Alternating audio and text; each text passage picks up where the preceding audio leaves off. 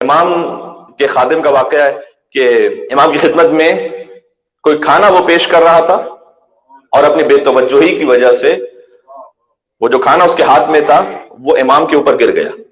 یہ بڑی سخت کیفیت ہوتی ہے اور غصے کو ضبط کرنا بڑا مشکل ہو جاتا ہے جب نیاز وغیرہ کے معاملات میں ایسی صورتحال کوئی پیش آ جائے، جبکہ جو والنٹیئرز ہوتے ہیں وہ فی سبیل اللہ خدمت انجام دے رہے ہوتے ہیں، لیکن غلطی کبھی بھی کسی سے ہو سکتی ہے.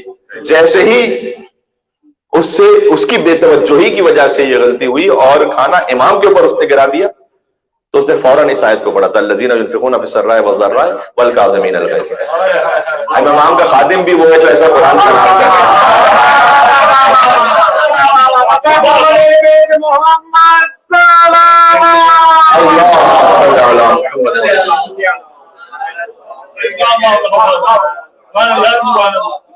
جو ایسا قرآن شناس ہے اور تعجب کی بات نہیں ہے، اس لیے کہ اس گھر کی یہ خادمہ ہے جو 20 سال سے قرآن 20 سال تک قرآن ہی سے جنہوں نے بات کی ہے، وہ کنیز حضرت زہرا ہے، بی بی فضہ سلام اللہ علیہ.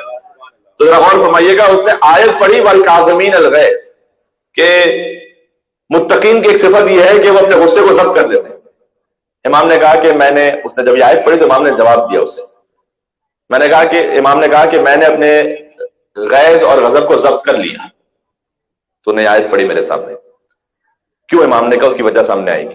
وَالْعَافِينَ عَنِ النَّاسِ، اس نے آگے کہا. تو اگلی منزل کیا ہوگی کہ وہ معاف بھی کر دیتے ہیں انسانوں کو.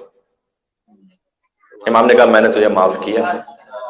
اس نے آگے کہا اللہ یحب المحسنین، اللہ احسان کرنے والوں کو دوست رکھتا ہے. اب جہاں سے ہماری فکر ختم ہوتی ہے نا، وہاں سے اہل بیت کے فضائل شروع ہوتے ہیں. یہاں احسان کی کیا منزل رہ جاتی ہے کہ امام نے غصہ بھی ضبط کر لیا ہے اور اسے معاف بھی کر دیا. اللہ یحب المحسنین، اللہ احسان کرنے والوں کو دوست رکھتا ہے. امام نے کہا جا میں نے تجھے آزاد کیا. آیت پڑھی ہے، آیت کی تلاوت کی سلسلے میں نے تجھے آزاد کیا.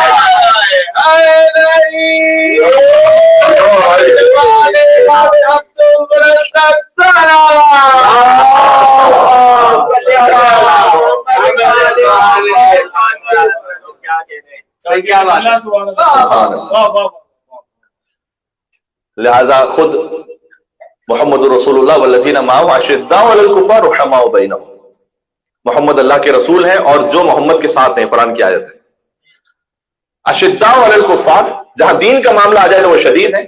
رحماء بینہم، آپس میں بہت رحم دل ہے.